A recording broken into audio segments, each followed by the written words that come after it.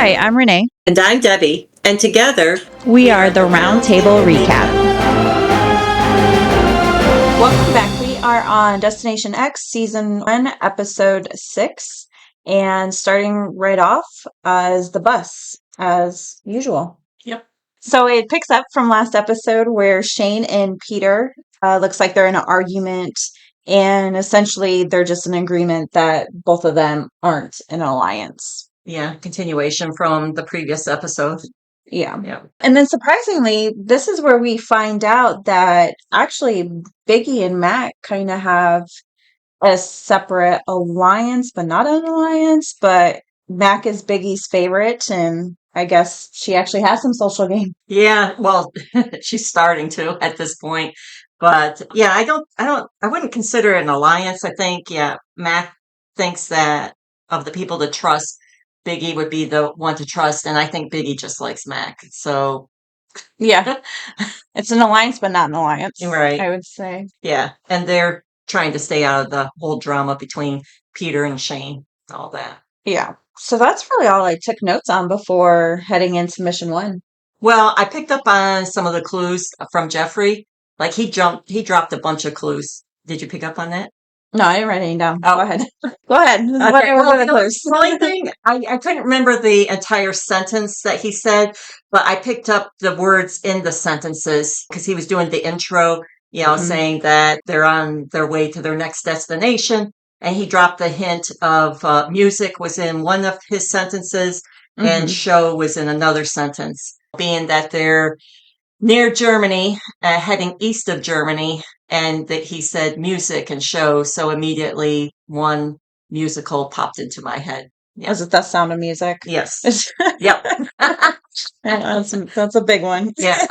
Yeah. Good catch. I mean, yeah, he normally, like at the beginning, I find that he at least does it to the viewers, some of the little hints. So I'm paying more attention to that. Yeah. So Mission 1, they start off, they're in a castle courtyard, and then you find out it's, I don't know if I'm going to say this right, Mooseham Castle?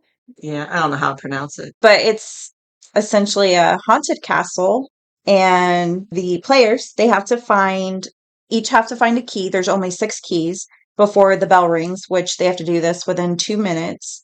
Otherwise, if they don't, they're immediately sent to the dungeon. And the winner of this whole mission challenge will be safe also from the map room. So when they start going, there's these 3 flags at which... Well, even before that, I was pretty impressed with Allie that she picked up on the shutters, the color of the shutters. Oh, yeah. Yeah, the red and white. Yeah. So she immediately narrowed it down to either Denmark, Austria, or Poland. So I thought that was I think she was the only one that even noticed that. So I thought that was a really good catch.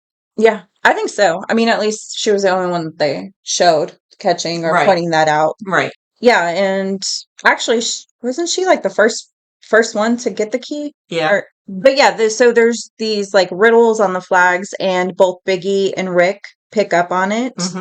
And then Biggie helps Shane because it's down to Shane and Mac who haven't found the keys, and being that they're an alliance, he helps to say that the third one's in the well based on the flag. Yeah. So Mac is the one who gets immediately sent down to the dungeon. And then depending on what key they found, depended on which room they were brought to next. So Rick, Peter, and Shane were brought to the library, where Biggie, Allie, and Janae were brought to the chapel. Yeah, that was it. I was going to just move on to Biggie, so yeah. Okay, so yeah, the chapel, that's actually my next note. Biggie points out the music sheets right away in the Mozart pictures. Right.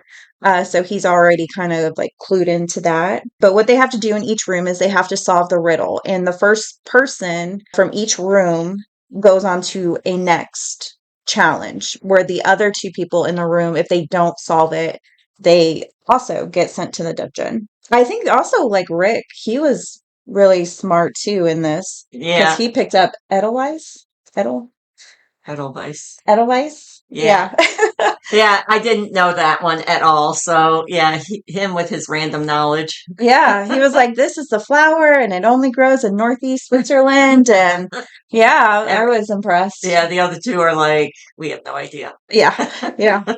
But then, yeah, going back to the chapel, in the riddle was canine. So Allie also immediately thought of Mozart. His middle name is Wolfgang. Yeah. Where Janae, unfortunately, she had no clue. She thought of Beethoven. Yeah.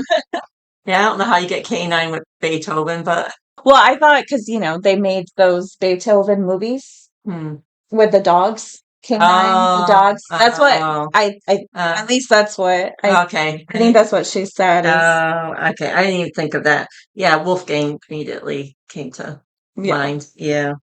Yeah, and I mean Biggie was already onto that, so it was just a matter of who would find what they needed first, whether it's Allie and Biggie, and obviously Allie got it. When they go with the 4, so they got the 2 from the library that are going down to the dungeon, and 2 from the chapel that are going down to the dungeon. And this is where I thought they were not thinking gameplay. What were they thinking? Oh yeah, it was just socializing, like, oh, this is what's going on. We're all friends. Yeah. Max, like, yes, like, all right, go ahead, spill everything. Yep, Yeah, because she was clueless about any of the clues. She had no idea. But with everybody talking about, hey, this is what the answer was. This is what the clue was. This is what the answer was. And so, yeah, so she's like, thinking, thank you. Thank you. Yeah. And she right away, too, also picked up on the Edelweiss. Yeah. And she's like, the only thing I know about that is, The Sound of Music, which is based off of out of Austria. Yeah. Yes. Yeah, she was able to get like the location without even having to be part of the challenges. But I mean, as soon as Biggie walks down to the dungeon, it's like they didn't even have to ask him anything. He just walked down and said, "It was Mozart." Yeah. Like, yeah, we're just all sharing here. Oh dear. Which, jumping ahead, I think that's what Jeffrey was kind of getting at too. Like later on, he points out the fact that currency or information is currency in this game, and basically everyone was sharing it, willing and free, and So if you want to share that, you must, have no issue with going to the map room then. Yeah. So then jumping back to the last little challenge of this mission, it's down to Allie and Rick. Right. And they have to also solve a riddle. And I found it interesting because this is kind of where we learn more about Allie as far as just how diverse her knowledge is, the different topics she's well known in. Yeah. And she's a female Rick. They just have this random knowledge. Yeah.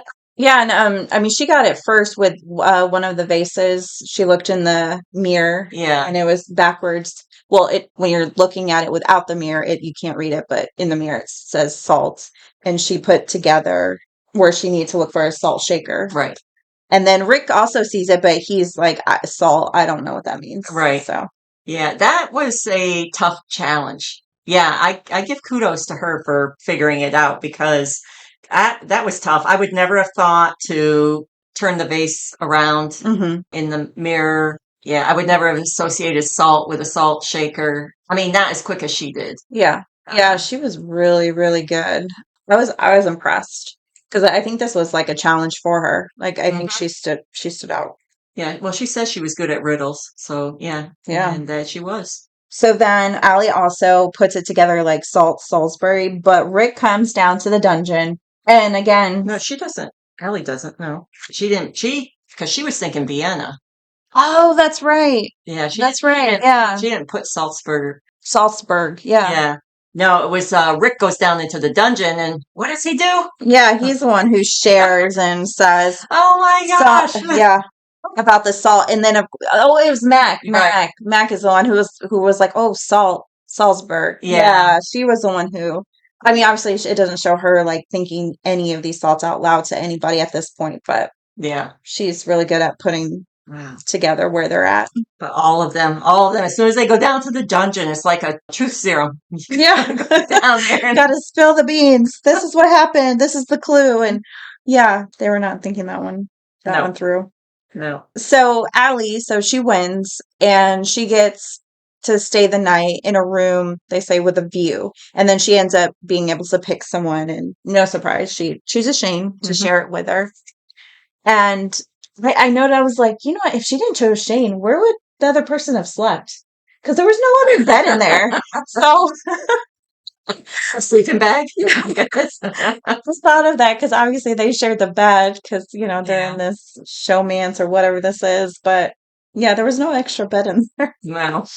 But anyways, it cuts back to Rick, and he also, says too about the Salzburg and Sound of Music. And Right, puts it together. Yeah, and then it shows Peter where he realizes at this point, because the only two that are going to get the big clue are not in his alliance. And so he immediately realizes they're at a disadvantage. Yeah. Him and Janae. Yeah.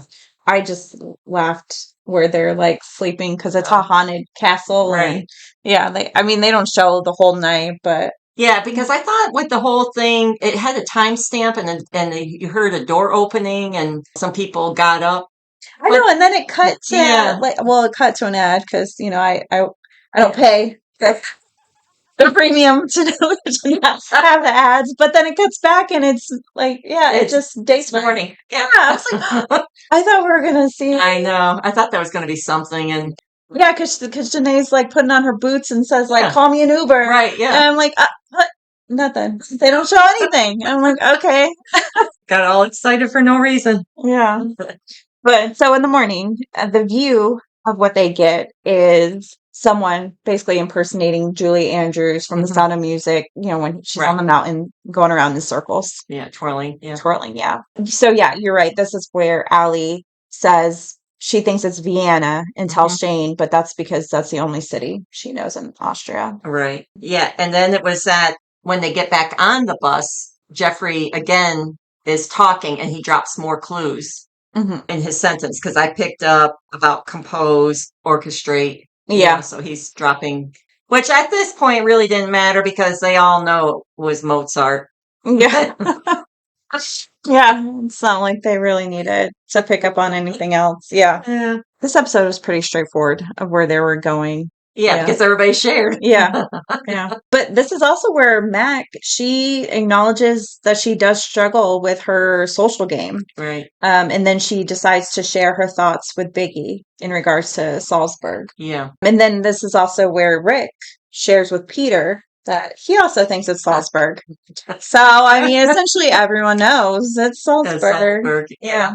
Except for Allie and Shane. Yeah, which are the two that got the biggest clue. It's funny how that worked out. But yeah, then they're allowed to go outside and they see the mountains, and then they move into the next challenge.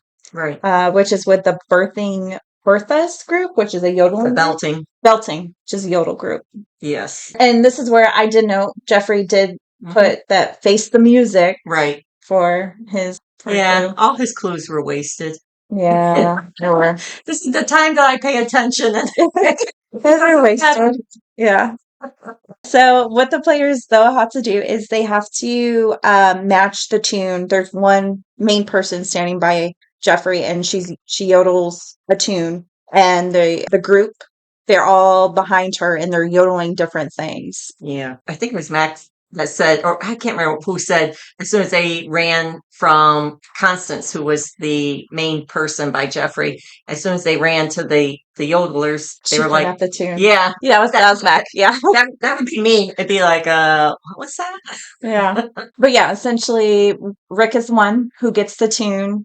And I laughed at this part too because all of the comments about him running and right, yeah, like he took off, and it shows him really he's sprinting. Yeah.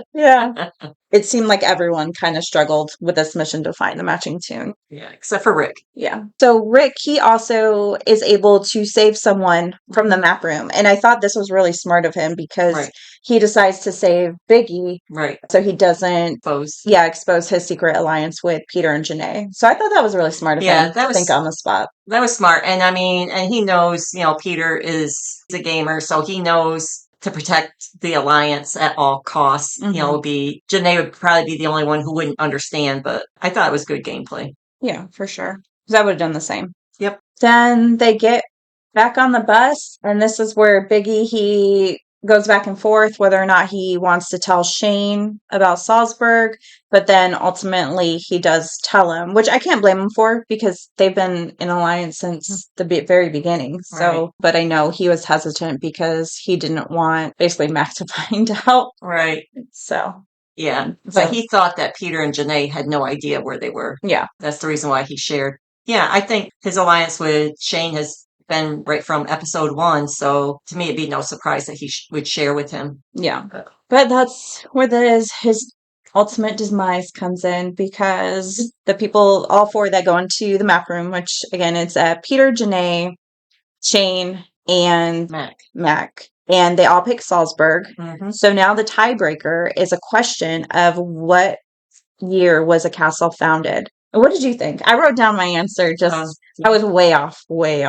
I didn't write down my answer, but I was listening to Janae and I was like thinking, oh, she's way off. I mean, a castle, I knew it had to be before 1700s, but I didn't know how far before. Yeah, I won't even say my answer then. But the answer the answer was 1191. Yeah, I didn't think it was that old. No, not at all. Peter was the closest. And he guessed what, 1450. Yeah, 1450. And he decided because before this though. Oh, go ahead. Remember that conversation that he had with Rick? Rick was saying about himself that he was doing all the work and that Peter, Peter had to start pulling his weight. Yeah. Being in the alliance. But it's like, come on. You're lucky that anybody wants you in the alliance. No, the guy that didn't have anybody to work with, now he's like, you better pull your weight. Now he's the boss of the alliance. Right. But anyways, I do remember him saying that. I was like, okay. Since Peter won the tiebreaker, not only does he wins it, but he also gets to choose then who he wants to send home. And I really thought he was going to go for Shane just because of how everything kind of ended and then started this episode. But he was smart about it and he chose Mac. Yeah. So it was like a alliance strong versus an intelligence strong, and he went with the intelligence. I thought that was the right choice. I thought, the show was leading you to believe it was going to be Shane, but I was thinking if he doesn't get Mac, I don't know when they're going to get a chance to get her out. So yeah, I thought that was smart. It was a smart gameplay. I mean, and I guess you shouldn't really be surprised because Peter is very 5 steps ahead. Yeah, he does think ahead during these games. Yeah, the thing I thought was strange, right? Because in every other challenge or that they've had in this show, it's like whoever's the furthest away is the one that goes home, right? I mean, the map room, whoever's the furthest away. But in this case, it wasn't that. You would think that it would be. That's how I thought, yeah. Yeah, whoever was the furthest away from the date would be the one to go home. And in that case, it would have been Janae. Yeah, because I think she picked 1850. Yeah. That's what I thought, but I just wanted to throw in another twist. Yeah, I thought that was interesting. Yeah, and so I did feel bad for Mac leaving because she obviously was sad and said, this is not the way she thought she was going to go out, seeing how she knew exactly where they were. Yeah. And then Biggie, of course, blames himself, but I wouldn't blame myself if I was Biggie. Because, again, that was your alliance person. Yeah. I mean, it's kind of expected that you're going to share the information regardless. Yeah. The problem was that they shared everything as soon as they got into the dungeon. That was freely gave information without thinking if they had helping everyone. If they had kept that information and only shared with their alliance, I think it may have played out differently. Yeah, I think so too. So we'll see how everything kind of continues going forward now that this one bit everybody in the butt in a sense of oh, okay, so this is what happens when everyone knows the location. Yeah, like you said, now they know, so if they want to share information, there's going to be a lot more tiebreakers. Yeah, and no surprise here. They didn't go over the clues, but I think it's because you didn't need them. So and they just left that part out. And so it'll be interesting going forward. See how free everyone shares their information, and kind of how everything plays out. Can't wait. See you guys on the next episode. Yay!